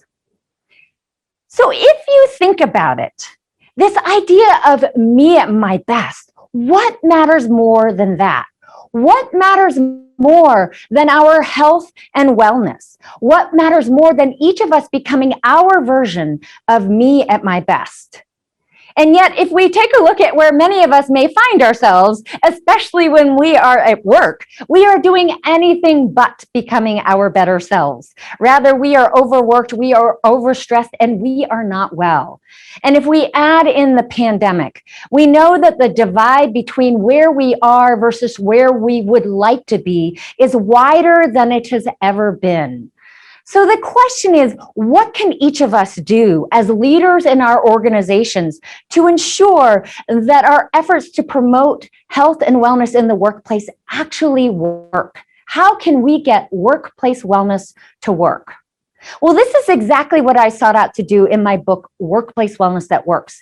And I offered 10 steps to better infuse well-being and vitality into every organization. And in this short talk today, I'll be offering 3 suggestions for you so that you can take the lead in your organization to ensure that your workplace wellness efforts actually work. So the first suggestion is to understand that information is not enough. The second is to understand that wellness is more than our physical health. And then third is to tap into the power of your managers. So let's begin with looking at why information is not enough. So if each of us were to do 3 simple things, that is, not smoke, eat healthy, and get active, and then collectively we could in fact prevent up to between 70 to 90% of the major chronic diseases and conditions. We know this, do we not? We would be hard pressed to find anyone who doesn't know that it's a good idea to eat more vegetables, get more active, and not smoke. And we know that there is no lack of messaging around the importance of engaging in a healthy lifestyle. And yet, whether we're in the United States or any part of the world, what we are seeing is a massive disconnect between what people know they should be doing and what they actually do. And the question is why? Why is it that if people already know it's a good idea to invest in their health and wellness so that they can become their version of me at my best, why do so few people actually do it? Well, there's lots of discussion around how people might not have the right information, they might not be motivated enough, they might not be prioritizing enough. But what the research suggests is that, in fact, around the world, we have collectively created what scientists refer to as obesogenic environments. That is a culture and environment that pushes us toward the unhealthy choice. And so while health and wellness is often framed as an individual issue, what we have come to understand that is more about a cultural and environmental issue. And so therefore, when you are thinking about how you can ensure that workplace wellness works in your organization, how might you think more about creating an oasis of well-being within your organization so that every employee is just a little bit healthier, a little bit more well, a little bit more enabled to become their better selves because of where they work. So this leads us to the next point, which is to understand that wellness is much more than physical health. So recalling Maya Angelou, it's much more than just merely surviving. It's about fully thriving and understanding that there are multiple dimensions to becoming our better selves. So in addition to physical well-being, there's emotional well-being, social well-being, financial well-being, community well-being, and career well-being. And so we know that hand in hand with the pandemic has been an equally devastating pandemic or epidemic around mental health. So in the United States, we've seen rates of depression triple But a study that recently came out of Columbia University shows that rates of both anxiety and depression have spiked around the world. So not surprisingly, what we are seeing in every workplace is a rise in employee burnout. And this is certainly something I'm sure you have seen in your own workplace. And so the cost of the pandemic has been one of social isolation, has been one of exhaustion, has been one of feeling overwhelmed. So what can you do in your leadership role in your organization to carve out that oasis of well-being, to help your team members to better navigate the pandemic and all that has come with it? Well, this brings us to our final point, which is perhaps the most important. And this is perhaps your secret weapon when it comes to getting workplace wellness to work. And that is to activate every manager in your organization to become what I call a multiplier of well-being. And so while wellness may not be part of your job description if you are a manager, what the research suggests is that you as a manager are uniquely positioned within your organization to either persuade or dissuade your team members from engaging with their health and well-being. And in fact, according to long-standing research coming out of the Gallup organization, the manager alone likely accounts for up to 70% of the variance of their team members' engagement with their health and well-being. So what that means is that every manager is uniquely positioned to be an agent of change for their team. They can start a movement of wellness within their team, and they can do so by engaging in 3 simple practices, which are to do, speak, and create. So do is to lead by example. Start with yourself. Speak is to talk about well-being. So don't just rely on HR to get out the messaging around the importance of health and wellness. You can be the one to deliver those important messages to your team. And then third is to create, which is to think about devising systems and rituals within your team that help to normalize well-being as a way of life within the context of your team. So let me give you a couple of examples of this. So meet Mike Yurchuk. He's with Schindler Elevator Corporation, and after going through our Managers on the Move workshop, he now regularly engages in walking meetings with his team members, even in the time of working remotely. Or take the example of Maria with Bay Area Community Resources. And she had the regular practice of coloring time with her team as a way of de-stressing. And after going through our workshop, one of the practices that she has also brought to her team is one of beginning meetings with practices like naming 3 good things. So this simple exercise of simply calling out the good things that are happening in one's daily life can help to boost our resilience so that we can become more resilient in the face of the pandemic and all that has come with it. So it is within the reach of every manager to carve out that oasis within the context of their team, that oasis of well-being. So again, thinking about how you can get workplace wellness that works, it starts with first and foremost understanding that information is not enough. It's more about creating a culture of well-being within your organization. Secondly, to understand that wellness is much more than just our physical health, but rather there are multiple dimensions around our health and well-being. And in particular right now, the importance of safeguarding our mental well-being and our emotional well-being. And then third is to really tap into the power of every manager. So when we think about the COVID and all that has come with it, perhaps one of our biggest takeaways from it is that my health matters to you and your health matters to me. That is, there is no me without you, and the only way forward is together. And together, we can carve out these oases of well-being within every workplace across our globe. Thank you all so much for being with me. Okay, welcome everyone to the most engaging part of the show, which is the Q&A, question and answer session. And we have a lot of people from across the nation and the world. So really a pleasure to have everyone with us. So thank you. And maybe we could start off, it's wellness has been overtaken by the COVID epidemic that everyone is talking about and has experienced with. So maybe if I could ask each one of you how the epidemic has impacted you personally. I don't know, who'd like to go first? Maybe Lenny Ravich in Tel Aviv. How has it impacted you personally, Lenny? Well, it's given me a lot of material for stand-up. Okay. Because I say that during the pandemic, my wife and I avoided all physical contact. And I'm not even talking about the 35 years leading up to the pandemic. I see. And of course, she came to me and said, people your age, I'm going to be 85 in July. And she said, people your age are the first to die of COVID. And I said, hasta la vista, baby.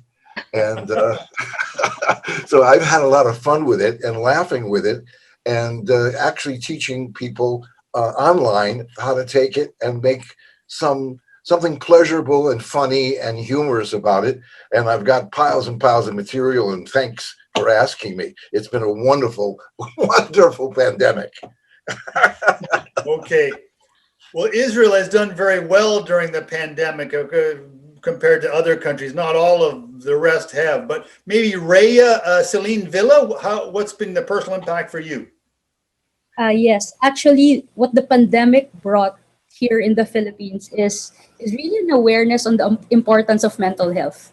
Pre-pandemic, it was just set aside, and we're focusing on just probably the physical health or the social well-being. But what the pandemic brought is the awareness that mental health is the third component actually to define health as per the World Health Organization. So there's a more focused, purposive nature and desire for all of us to take care of our mental health. And what's tricky is that mental health there's no barometer for mental health. You don't know if you're already clinically depressed or have anxiety already. Not unlike when you have fever, you take your temperature, okay, okay, I have fever, I'll take medicine and rest. But with mental health, it takes a purposive effort to really take care of it. So I think it's really more of an awareness and that paved the way for a lot of mental health programs that would be beneficial for the Philippines. Certainly, allowing people to really speak up about it. Master Del Pay. Well, my take on this is it had improved my business 500%. So it's like bliss to me. Since my work is a spiritual master and a healing scientist, I had so much patience this time that I had to sleep until 2 a.m. So I had developed a certification program that led to international teams responding to not only COVID-19, but psycho-spiritual diseases, including super depression, anxiety, burnout, sleep disorders, and all kinds of crisis management. So I can say that this has been a blessing to me as a healing scientist and as a spiritual master. Most people now are looking for spiritual health as a component to their physical well-being. So this is my line. I have written 12 books about it.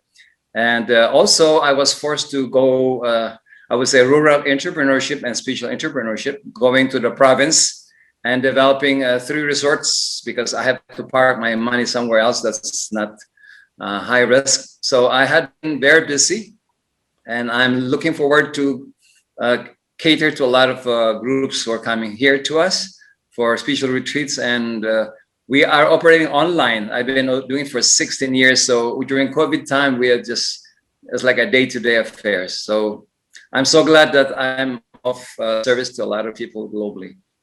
Okay, I'm glad your experience. I know we got some positive folks here, but I've been hearing a lot of scary stories as well. Kate Bellosillo. Well, like Master Delpe, the pandemic brought blessings to Kyani.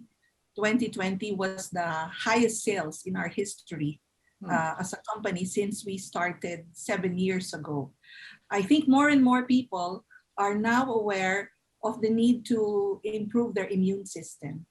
As complementary to just wearing the mask or social distancing. We really need to take care of the health of our body, our mind, and our spirit. So Kyani is playing a very special role in this. So we're seeing a lot of people using the products, and our doctors have come back to us and shared with us that for people who are healthy, it keeps them healthy. They've incorporated it as part of nutritional support for better health. But for people who have COVID, they've also used Kyani products as nutritional support with very good results. So I'm very happy about that, Richard. We're happy to help in this. Good, I'm glad to hear it. Kathy Turville. Hi, Richard. Well, as a destination, we're primarily a tourism destination. And also corporate wellness destination. And unfortunately, I can't share the good news the rest have had because of the lockdown, we have not been able to open. It actually started when the volcano erupted last year, and it moved on to COVID. But slowly, we're getting back on our feet. We're one of the SMEs, small medium enterprises, and we are now happy to say that we are moving back on our feet, and we look forward to the day that we can start doing corporate wellness programs again, because that was a major corporate direction that we were taking. In fact, just before the COVID, we were talking to some insurance companies on how working together with them to promote health within their organizations. But we look forward to continuing the discussions with them. Yes, okay, well, very good. And Dr. Jan Dupasipil.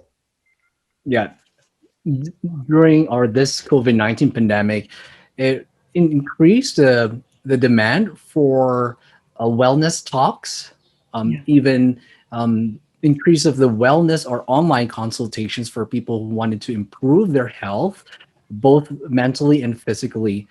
And one of the things that I have learned is that not only individuals, but also companies searching for answers, solutions to help their employees to improve their state of mind, and also helping them to prevent and manage their diseases during this time. We're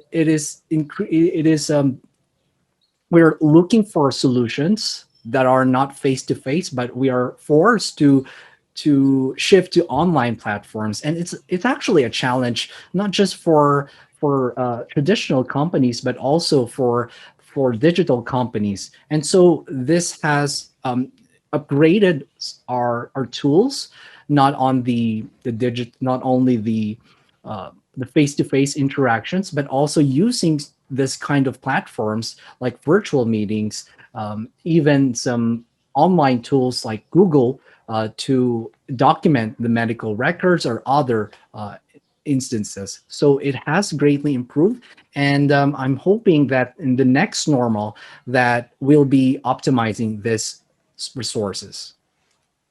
Okay.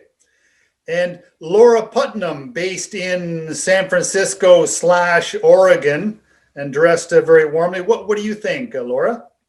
Well, I echo a lot of what the others have shared around how the pandemic has really helped to serve up the business case for wellness. That has always been a challenge in workplace wellness, is to demonstrate to companies that truly that workplace wellness is good for people, good for the organization, and good for building winning teams. And suddenly we get the pandemic, and I don't think that there's any better way to truly show companies that, yes, health and well-being is foundational to everything, including business. But I would say that the pandemic personally has been tough. I love, I am a hands-on face-to-face person, and I miss the face-to-face interactions. I love workshops. I love keynote speeches where I'm there with people in person. And as human beings, we are hardwired to be in connection with one another. And so just as I spoke about, we really have had dual epidemics or pandemics, one being COVID-19 and the other one being the mental health crisis that Rhea was speaking about. And a lot of that mental health crisis being driven by the social isolation. Yes. Okay, Laura, very good. And Dr. Jose Yamamoto, what would you say about that? Okay, so I'm happy to be first, of course, with the illustrious members of our Q&A team. But at the same time, what I'd like to share is perhaps a perspective of what the lockdown and the global pandemic has really brought to us. As you know, my practice is basically hospital based, and the global lockdown on account of the pandemic has really been a sobering experience. Not only because it really turned the healthcare system, not in the Philippines, among others, upside down. It has really stressed our hospital system to the point that the doctors were confronted with the patients who are actually, rushing to the hospital because of a sudden spike. It really overwhelmed the hospital care system in the same way that it did overwhelm many other hospital systems outside of the Philippines. And initially, we were reactive. We were reactive in our response, but as our experience on coping up and also overcoming the challenges of the COVID pandemic, it has actually brought to light realities. And like many of those, especially Dr. John De Pasupil has mentioned, that it was also in reality an opportunity to shift towards online communications, online training, and online medicine. And so I have actually shifted part of my practice to that. And although I still do, in-person hospital care for my patients, but I have done that fairly selectively. But in terms of what this has brought about, it has brought about challenges. I see that the COVID pandemic actually forced me. As a cardiovascular surgeon, I've never seen myself to be taking care of COVID patients. Okay, but because of circumstances, people that I know, my patients who have one time or the other been affected by COVID infections, it has really become a compelling reason for me to craft a strategy to help them. So, for example, what has really become a remarkable understanding of how you cope up with COVID is the following. Of course, there's the physical barriers, the physical response, face mask, face shield, and everything else that goes with it. And then, of course, the other thing is really the therapeutics. I will not go to that because that's rather fairly technical.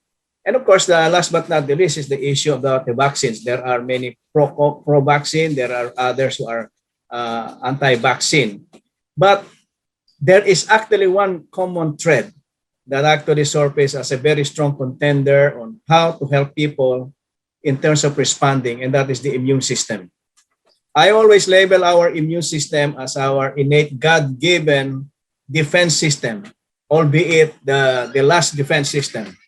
If you breach that barrier, everything else is open. And for that matter, I emphasize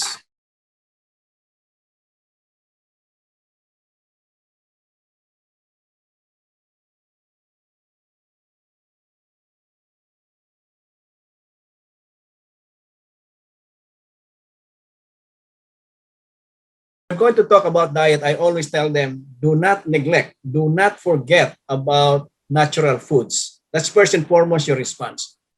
But I've also recognized and realized the fact that the diet can be best reinforced. I don't call it supplementation, but reinforced by supplements.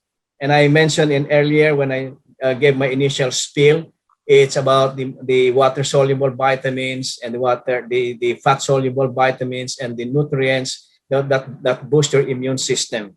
And so having said that, this is where I emphasize that one of the things that you can do about your diet, shifting to natural diets, cutting down sugar, stay away from unhealthy fats. Those fast foods are really a killer. Sure. And last but not the least is take care of your supplements. I guess, it would be good perhaps to say that I'm one of the believers of Kate's advocacy.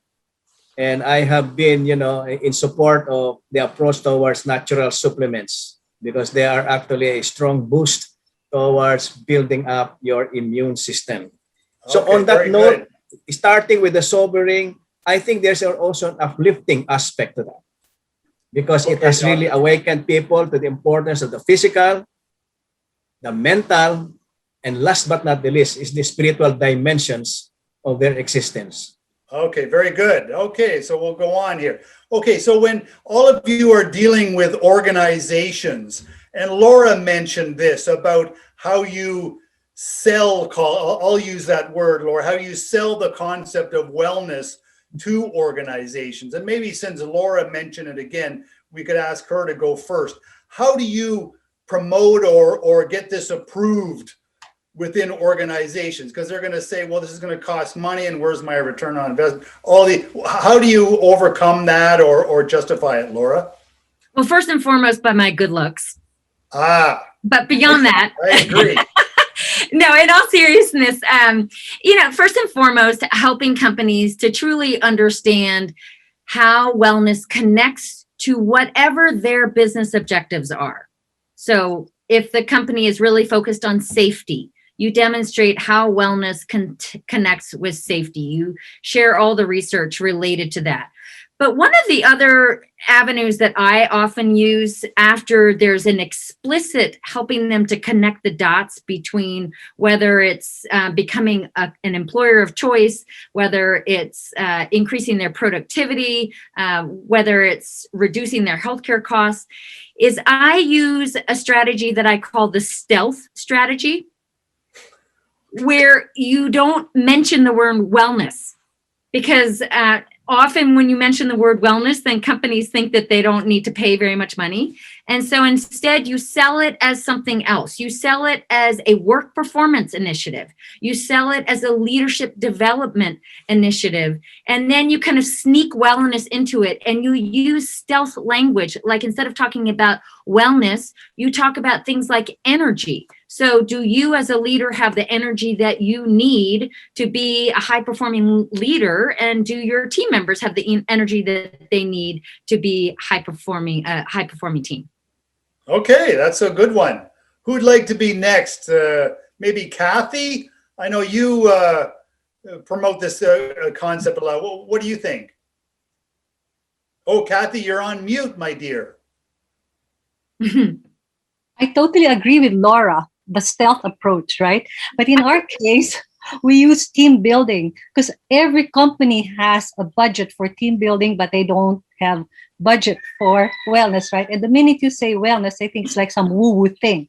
So we do wellness, and then we put in a lot of team building activities, which actually have very strong wellness components. Like we do a juice demo about how to prepare healthy juices. And it's wonderful to see the change in expression from, ew, it's green, to, hey, this isn't bad. Can I have the recipe, please?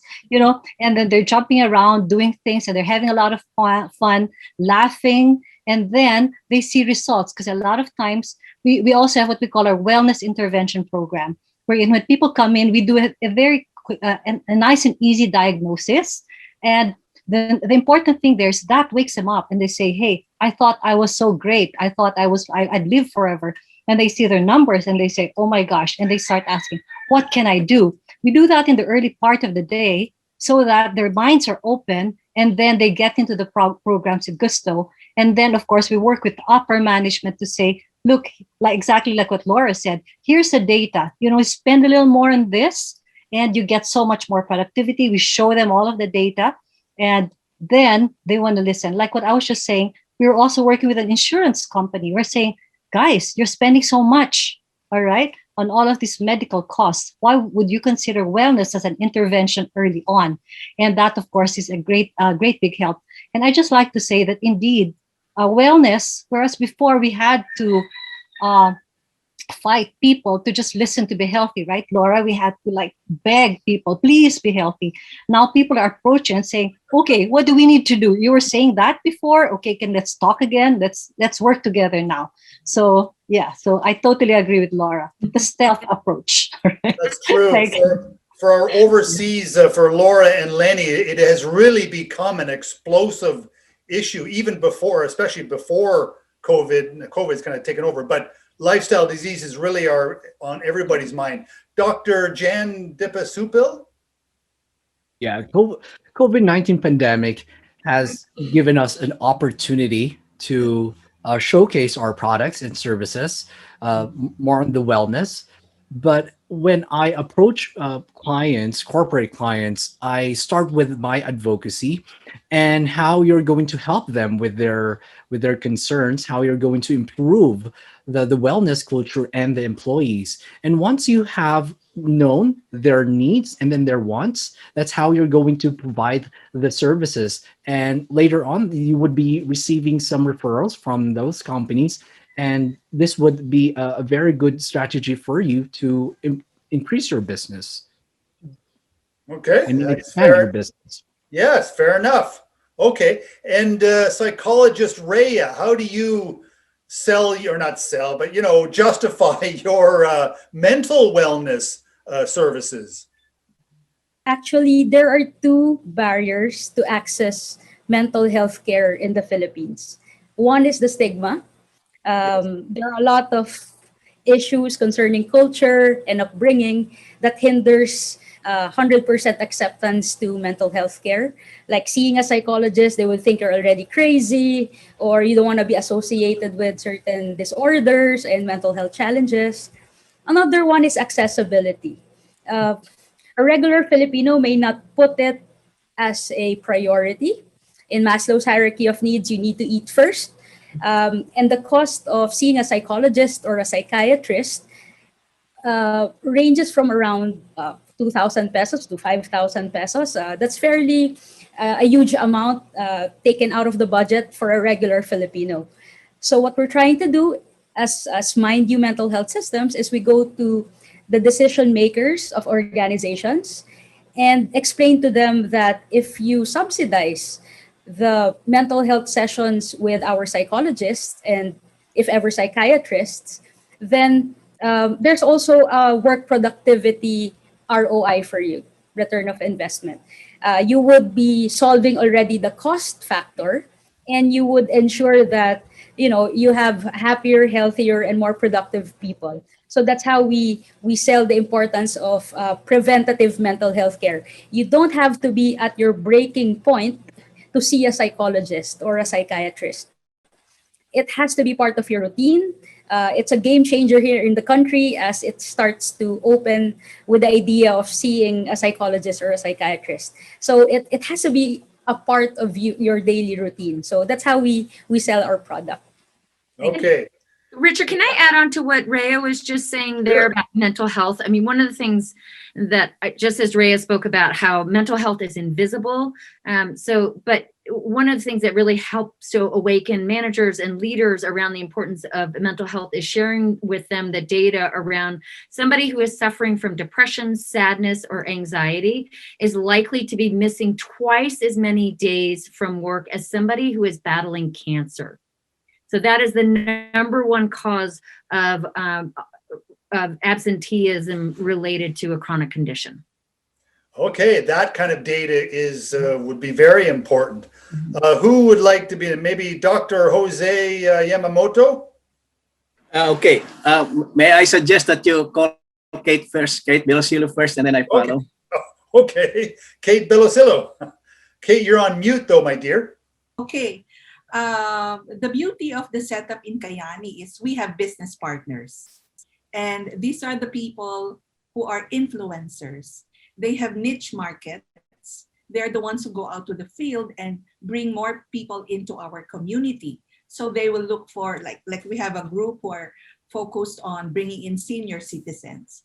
Or we have a group of doctors who share the products with their patients. We have somebody focused on bringing millennials in. We have people in the provinces focused on bringing in cooperative organizations. Others focus on social civic groups. So this is the beauty of our setup. We have a lot of people doing all this work of attracting more people into a community filled with advocates of wellness, of living a healthy life. And we tell them to look for the problems in the field, like people are looking for ways to be healthier, so look for those people. People are looking for ways to build their finances or have a more secure future. So we can provide the answers in Kyani. People are looking for ways to give back to the world. We have our Kyani Caring Hands. We have people who are looking for ways to improve themselves, personal development.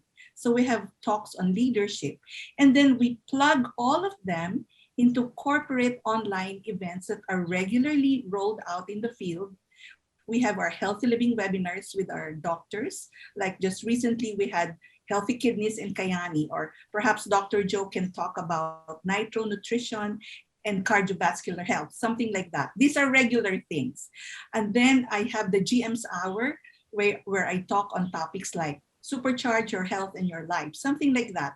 Or tomorrow night, I'm inviting all of you. I'm going to talk about the essence of leadership. So it has something to do also with improving the character and the mind. And then at the end of the month, we have our grand celebration of success where we recognize achievers, people who have done much. Because see, in Kyani, I always tell them this: every peso you make in our business means you have helped a life become better. The more money you make simply means you have really reached and blessed more lives. So we recognize all of these people at the end of the month. These are regular events people can plug into for free. There is no charge for this. So they can learn to be healthier, happier, wealthier, and more accomplished in life. Sure. Okay, very good. Dr. Joe. Okay, thank you very much. Thank you very much, Kate, because you did mention that we have many opportunities to have partnered in the advocacy and the promotion of health and wellness. And my main advocacy, of course, is in cardiovascular health, among others. But anyway, thank you for that opportunity, Kate. Now, I'd like to follow through on what Laura Patno mentioned. I like the idea of a stealth approach. Okay, but let me just segue towards something that I would like to say. Well, there's such a thing as a covert or a stealth, indirect, as well as the overt. Let me talk about the covert. I think the most important thing is that people take their health and wellness for granted. And so this occasion, and using the framework of the COVID pandemic lockdown, it has actually highlighted to the people that they are really health challenged. And the mere fact that when they recognize that, at least, we present to them ways by which they can help address that by educating, informing them, then they will know. I mean, this can go to patients that we see online. It can also the family members that have been adversely affected by the COVID. So that is the covert approach. You bring them to the understanding of their health and wellness without really mentioning about their health and wellness. But there is also conversely, an overt side to healthcare. And as I said, that it has really thrown upside down the healthcare system in the Philippines, among others. But overtly, one thing that I have seen is that, by educating people, you empower them to take their responsibility about their health and wellness, which starts with a fundamental question: whose responsibility is your health? And inevitably, the patient will say, it's my responsibility. So it's incumbent on us, healthcare professionals, to educate them. And what are the things that we can help them with and how they can help themselves with. So generally people will say, we don't know what we don't know. Exactly like where information and education matters a lot. And among the other things that I would like to mention in the overt is that lately I've been appointed as the medical director of Life Science Center. And this is actually the functional medicine center in the Philippines. And essentially what we do as an approach to healthcare in an outpatient ambulatory basis is really the standard of care. It doesn't matter whether you're a cardiologist, endocrinologist, or a neurologist, or some other specialist. The standard of care stays, but we put a big plus. And the big plus is really, looking at the root causes of illnesses. There, you can do a lengthy evaluation, physical examination, as well as investigation. But it can also mean specific tests. Okay. Specific tests by which you can uncover the root causes of the illness. And I'm also happy to say that the kind of facilities that cater to the patients is that clinical, and then there is also our nutritionist. We have also the health coaches, the fitness coaches, and at the same time, we have also our mental health experts. So what we have brought into the picture in the overt side is really putting all of this ambulatory healthcare in one roof. Okay. All right, Richard, can I share something? Master Delpe, yes. Yes, I would like to talk about strategic and tactical approaches.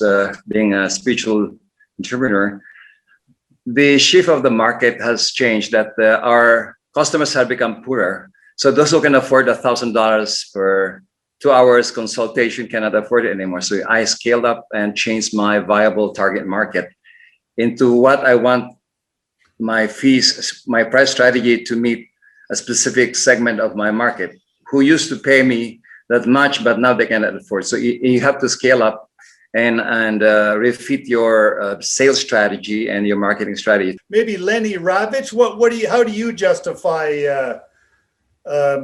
your humor wellness services? Well, humor and laughter and optimism are mental health wellness. We speak about a healthy body is a healthy soul. A healthy soul is a healthy body. And I had the opportunity during the pandemic to do online workshops teaching people how to use humor, how to use laughter, actually physically getting involved in laughter and how to do it without having to hear something funny or see something funny, just laugh for the sake of laughing for no reason, because it helps the immune system dealing with depression, dealing with anxiety, dealing with stress, and of course, teaching optimism. You can teach optimism. It's possible, and it's favorable, and it is one of the things that people in the wellness industry sometimes have to take a good look at it, because mental wellness, the fighting of depression, has to be one of the things that we have to deal with. And so I have had the opportunity to be online, and it's been working pretty well. I worked with 200 people at a time in Moscow and in the Philippines as well with the Coca-Cola Company, and giving people tools on how to take humor and laughter to the workplace and make it a much more positive atmosphere, which it definitely is a wellness aspect. So I've had some wonderful opportunities to meet some new people and to teach humor, laughter, and optimism for optimal wellness. Super. Okay, yeah, it's a lot more than just making money, where we want to really change people's lives here. Now, maybe we got time for one more quick question for everybody, but what do you think personally? I know we have some very diverse people here. What do you think is the most important factor in personal wellness? What does it mean to you? And I'm hoping we're going to get diverse answers here. Who'd like to go first? Maybe Laura. She's always smiling. Well, Lenny, I'm so moved by what you just shared. I just want to say that. And one of the downsides of wellness is I feel like it has been co-opted too much by the biomedical model, which is let's diagnose everything that's wrong with you. And then we're going to fix you, and we're going to use these incentives to get you excited about it. And of course, nobody's going to be excited about that. And we fail to really help people to start with what's right, to help them to name the good things that are happening. And we fail to fully recognize the importance of optimism, as you spoke about. It's not just about doing away with the negative, it's about building on what is positive. I would define, though, in response to your question, Richard, as I started off my talk today, wellness is me at my best, whatever that looks like for each of us. And it's the tools that we need to use in order to become the best version of ourselves. And wellness is the avenue to become that. So it is across multiple dimensions. It's physical, it's emotional, it's career, it's community, it's financial, it's social, it's spiritual, it's creative, it's humor, just as Lenny spoke about. I don't know where I would be today without humor. Thank God for humor. Okay, okay? That's pretty inspiring. Who wants to go? Who's ready to go next and follow that? I would like to say something. Okay, Lanny then.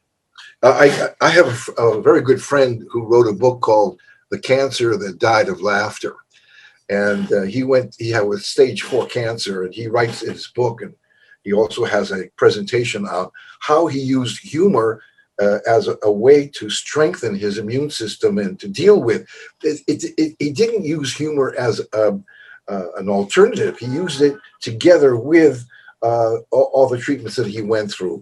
But the optimism, the giving yourself meaning in life, he gave himself meaning that he would write a book once he gets through this. So in other words, he had to get through it in order to be able to write his book. He gave himself that meaning, which reminds me very much of Viktor Frankl, who was a survivor of the Holocaust, who said that meaning in life is the strength. And optimism and humor, we're forgetting all the wonderful aspects of looking at life with gratitude, having an attitude of gratitude. And being happy is having a strong immune system. Being happy is having optimism and a way forward and having meaning in life. This is strength. This is power. This is a way to be the change. As we all know that Mahatma Gandhi said, to be the change we want to see in this world. So I want to thank you, Laura, for that a bit of support. We're forgetting all about the importance of happiness, well-being, attitude of gratitude, looking at things in a humorous way, and a lot of laughter, even if you have to learn it technically. I mean, for no reason. Okay. Yes, and there is studies. You're feeling better already, right? But there is studies, a lot of studies about this that show just what Lenny is saying in his humorous way. Perhaps Dr. Jan Dimasupil. Yeah. Wellness is really a very trendy term during this pandemic, and we wanted to achieve a state of holistic health, right? And then we have multiple products and services that we could offer to our patients, or even to clients. But one thing that we have to remember is to know the goals, the personal goal of your patient or to your clients. And that's where you'll be getting the strength and knowing also their weaknesses and how you're going to personalize and crafting a good personal lifestyle plan to your clients, to your companies, and to other agencies. Okay, very good. Who's ready? Maybe Rhea? How about you? Yeah, okay. So, wellness is more than the absence or being free with illnesses. It's really a way of life. So it's more of having a deep introspection, a deep reflection of yourself from time to time, and knowing yourself more, knowing your triggers, work your way on improvement every day. And speaking generally for Filipinos, where yourself is involving family as well, it's really defined with you. It's also very important to give psychosocial support to family members and community. So aside from knowing yourself, you also need to take care of the community. And not everyone would have good coping skills. So providing that extra hand to people around you would be a big help for the wellness of everyone. So that's it for me. Okay, very good. Maybe we go down to Kate Bellosillo. I agree with all that everyone has shared so far, that wellness is really a way of life. It's, for me, it's also holistic, as John said. It's all about finding balance in all the areas of our lives, whether it's mental, physical, emotional, spiritual. And I love what Lenny said about being optimistic and being happy. We really have to work at our interior lives. And I just want everyone, to go to that poem anyway, that was written by Mother Teresa. It's quite a long poem, but she said something at the end that give the world the best you have and it may never be enough. Give the world the best you've got anyway. Because you see, in the final analysis, it is between you and God. It was never between you and others anyway. So I love what Rhea said, that we have to continue serving the community, continue to give back to the world, because ultimately that is the main purpose of living. It's to lose ourselves in the service of others. Thank you. Okay, good. Kathy Turville, you look like you're smiling and ready. Well, I totally agree with everything that everyone said. However, I'd like to present this from the point of view of our role. I think a lot of us are very passionate about helping people become healthier and live better lives. However, I think people are very confused because there's so much information on the net, so much misinformation. So I think our role here is to help people make a conscious choice. And we do this by spending time with them, maybe online discussions and all of that. But I think our role really is to help people move towards making conscious choices by helping them become more aware of the impact of their choices, helping them make informed, smart decisions so that they can actually actively be involved in the pursuit of proper activities. And we know the different wellness dimensions. And and we can do this through coaching, through online forums and all of that. And in fact, through the different books that all of our esteemed panelists here have done. But again, it all goes back to, what am I doing to help the person make the proper choices? Because we all have studied it so much. Now it's time to give back, move forward and say, this is how we can help you.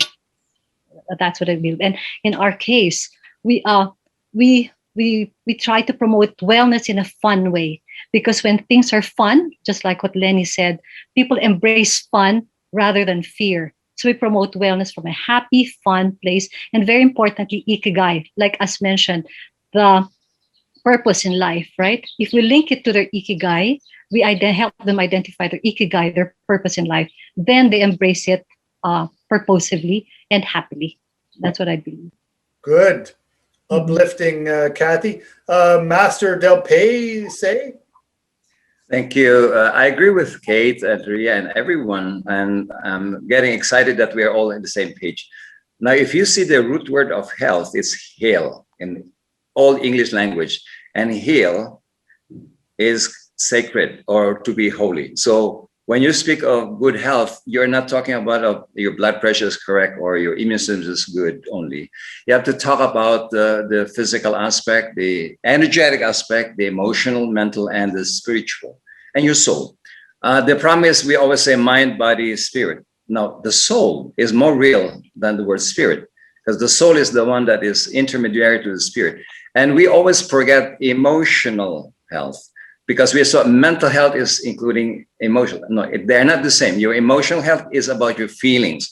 Your mental health is about the thoughts.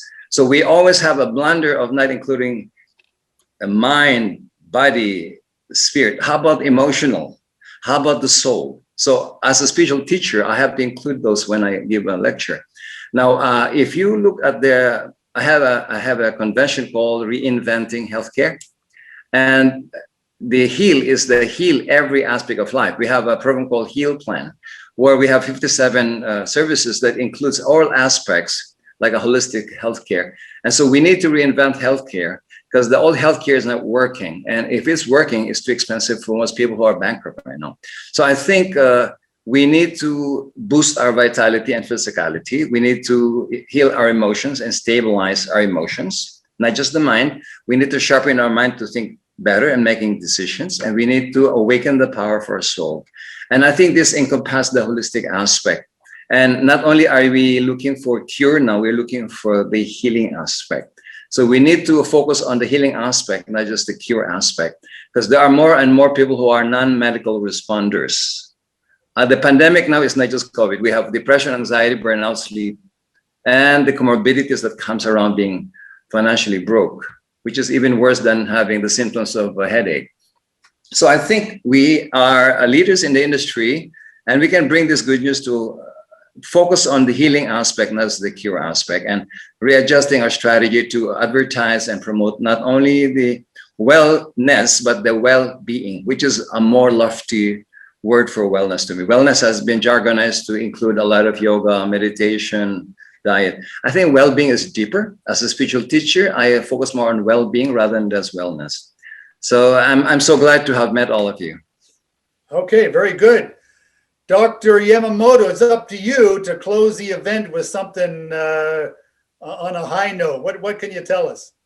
The first thing that's the advantage of being the last speaker is that you can dare to say, I agree with everything that has been said. But in addition, I'd like to highlight perhaps the one take home for each and every one of us, including the public that will be watching us in the future, is that we need to highlight the reality that each one must have a realistic awareness, not only of themselves, their welfare, their concern, but also of the people around them. And therefore, that said, and because this is today we're talking about health and wellness, we have to also engage them in a manner that they will understand that the person concerned really has a lot of participation. It is within his capacity and power to make sure that he journeys with health and wellness, whether it's individually or with the healthcare professionals or the other inspiring speakers that we have in our midst. And therefore, that said, this is probably going to also underscore the importance in our lives of optimism, as well as, agree in agreement with Mark Robbins about humor and creating a situation or occasions where people will be able to highlight the positive aspects of their approaches to life. So thank you very much for this opportunity to be here. Dear friends, I hope you learned new and creative ways to stay healthy by keeping your body, mind, and spirit in balance. I'd like to thank our speakers for sharing with us their knowledge and experience. The learnings today are truly priceless. Thank you, Ms. Rebecca Bustamante and Mr. Richard Mills of Asia CEO for inviting us to host this wellness forum. May we continue to come together in the spirit of solidarity so we may find growth and meaning in these difficult times. Stay happy and healthy. Okay, very good. And thank you everyone too. A really good event, and everyone tells me it's very topical, which it definitely is these days. So Rhea, Dr. Jan, Master Delpay, Dr. Joe, Lenny in Israel, Tel Aviv, Laura in, I'll say San Francisco, Kate, Bellosillo, and Kathy, really glad to have all of you and get to know you all more than I did already. So thank you again, everyone. See